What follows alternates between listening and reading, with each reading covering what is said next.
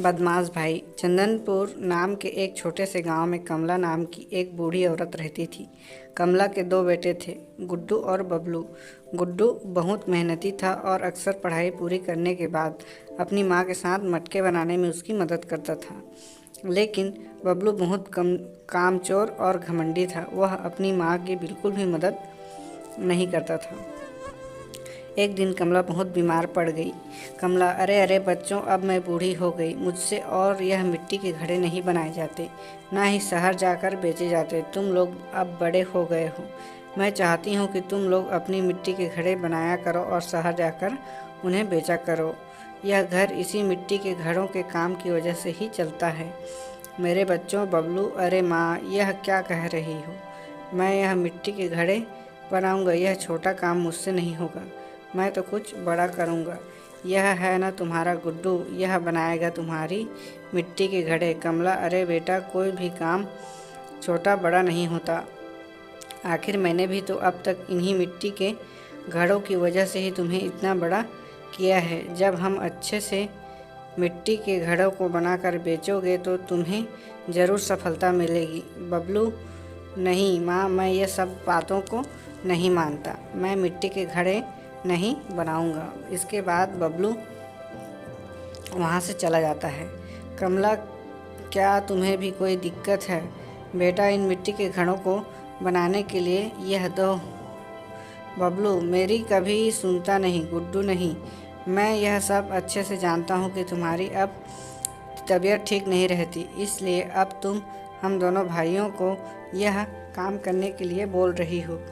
तुम चिंता मत करो, मैं मिट्टी के घड़े बनाकर उन्हें शहर जाकर बेच आऊँगा। कमला बोला, मुझे पता है बेटा, तुम मेरे लायक बेटे हो।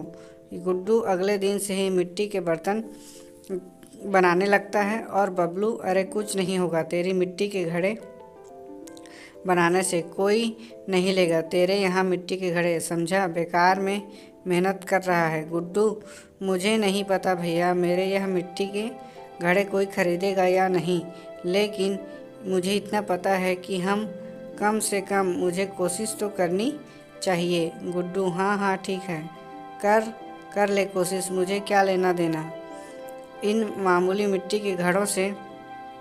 इसके बाद बबलू वहाँ से जाता है। अगले दिन गुड्डू अपने रंग बिरंगे मटकों के घड़ों को अपने ठेले पर रखता है और शहर की ओर चला जाता है। जब वह जा ही रहा था तो रास्ते में उसे एक औरत मिलती है। औरत, अरे ओ भाई, यह मिट्टी के घड़े क्या तुमने बनाए हैं? वैसे तो हर रोज़ इस रास्ते में एक बूढ़ी अम्मा मिट्टी के बर्तन लेकर गुजरती थी। गुड्डू, जी हाँ, वो औरत हर रोज़ मिट्टी के घड़े लेकर यहाँ से गुजरती थी।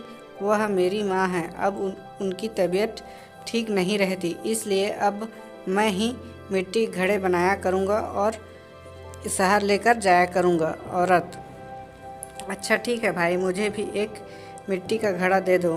गुड्डू उसे अपना सबसे पसंदीदा घड़ा दे देता है।